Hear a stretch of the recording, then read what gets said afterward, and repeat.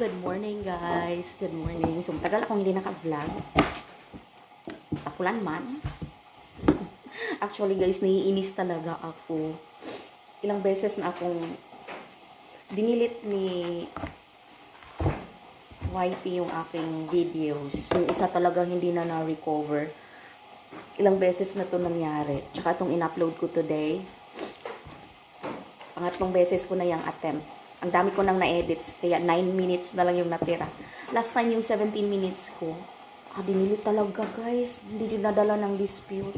Siguro, feeling ko, kasi parang may children issues. Bla bla bla bla. Ginawa ko, pinagtatanggal ko yung mga clips na, nandun yung mga pamangkin kong maliliit talaga doon, tigi isang taon. Tanggal ko siya.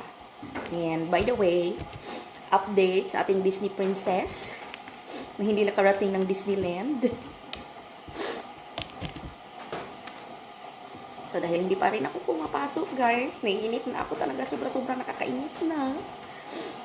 But I'm not here to complain. Ginagawa ko na lang siyang opportunity para matutukan si Ayo sa pag-aaral niya guys. So ngayon naghahanda ako ng pambaon, ampalaya. Gusto ko kasing ayos ng ampalaya, guys. Ampalayang may itlog.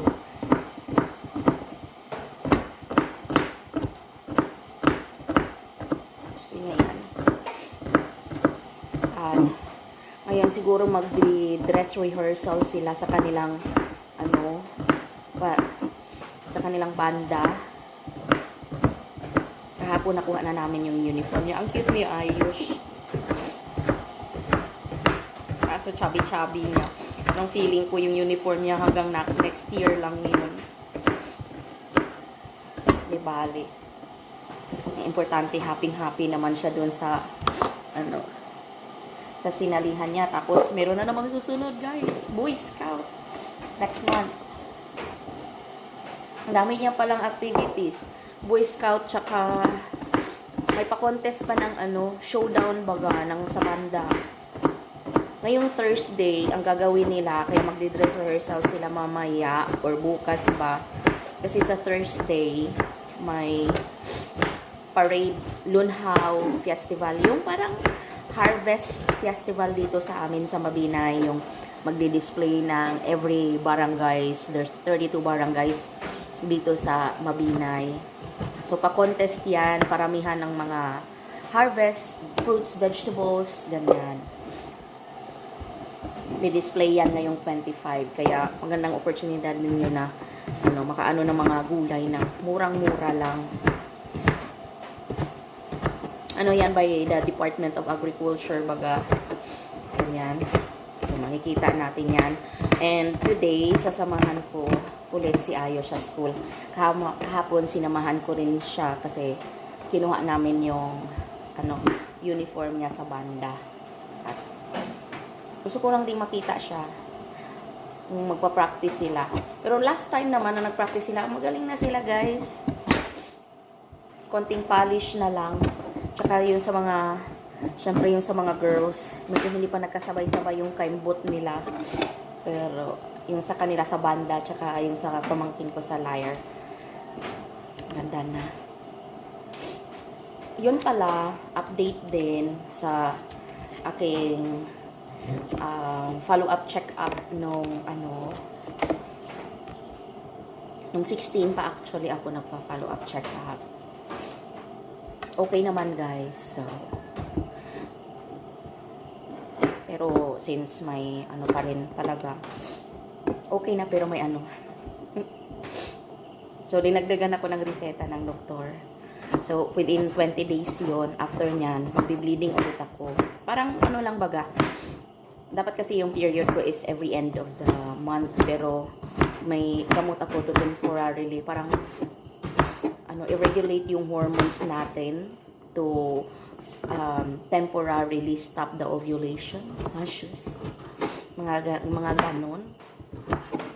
Ang mahal ra ba guys napawawa ko. Kailangan sundin ko religiously yung schedule ng pag-inom ng gamot. to make sure na effective yun. For 20 days yun guys, since 16. So, kulang pa ako ng gamot ko. Hindi pala talaga siya available dito sa Mabinay. So, paano ako ng pinsan ko nung sa Dumaguete. Papadala niya lang sa series dito sa Mabinay. I-request ko siya. And, yun. Sabi niya, expect another heavy para bleeding. Sabi niya. Tapos, for 2 to 3 days. Pag nag-lapse niyan, balik ka ulit sa akin. If not, you're good. Tapos, yun. Napunta ko dun sa, namin. Pinuntahan ko dun yung HR namin. Na-share ko na yata to sa live. Wala pa silang reply sa akin. Sa bagay, kasi nagpunta ako dun ng Webes. Miyerkules pala. Kasi Martes yung aking follow-up check-up. Nagpunta ko nung Martes doon to request. Gusto ko nang bumalik sa work. Pero, sorry sa kuan, panay singot. Natatakot na kasi sila yan guys. Marami na kasi mga cases na napapalabor sila nang dahil sa mga sickness na yan na ganito, ganyan, yung ibang mga staff na nagre-reklamo, ganyan, malaki ang nabayaran nila sa ganyan. So, as much as possible, if yun ang ni-require ng doktor, inaano talaga nila yan. Yun yung sinusunod talaga nila. So, sabi, we'll wait for the approval yun sa company doctor namin. Tsaka, iaano nila ng Magna Carta leave.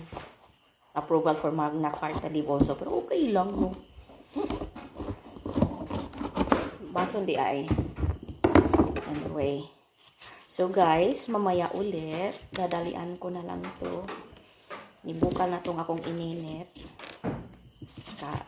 Alas 5 na. Actually, gumising ko ng 4 o'clock.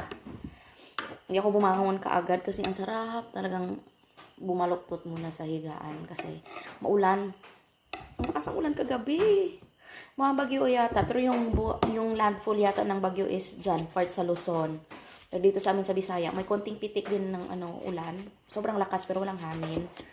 Ang lakas ng buhos. Takot si Ayush kanina. So, yan. 4:30 na ako. Bumangon talaga. Exciting. At painit ng tubig.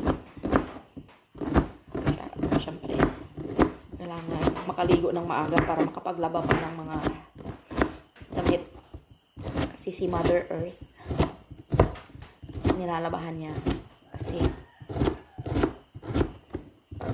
ganito kasi may tubig dun sa balon, mas masarap na doon na lang sa balon naglalaba, hindi na dyan sa washing. Ginagamit na lang namin siya for drying the clothes, pero hand wash na lang as much as possible para tipid din sa kuryente. Anyway, mamaya ulit. Thank you. Muna. Lumipat lang pala dyan. Tulog ulit. Ayan guys. Andito na ako sa school. Babantay.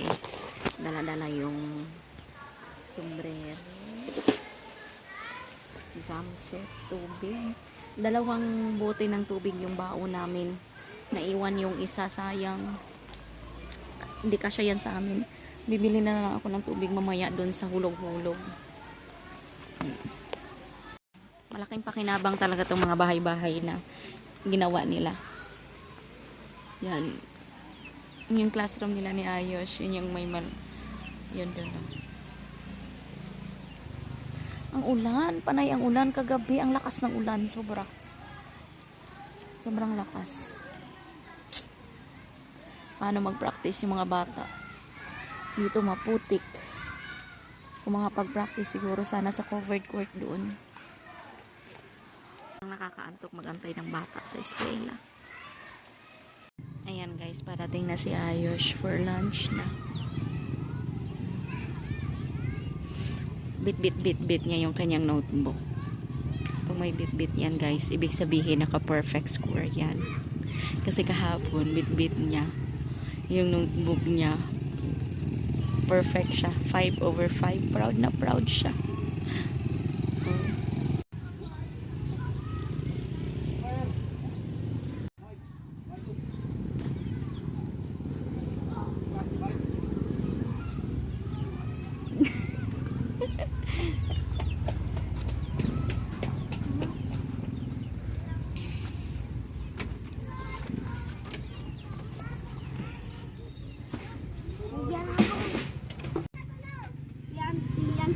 Pilihan taga-gra.